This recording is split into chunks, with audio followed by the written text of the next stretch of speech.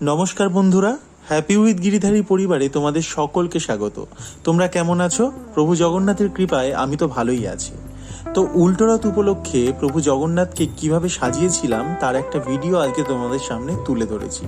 প্রভু জগন্নাথ আমাদের অত্যন্ত প্রিয়, তাকে আমরা বিভিন্নভাবে সাজিয়ে তুলতে চাই, বিভিন্ন ভোগ নিবেদন করতে চাই, তবে সামর্থ্য, সুযোগ, সময় দেখে সেটা আমাদের পক্ষে সম্ভব হয়।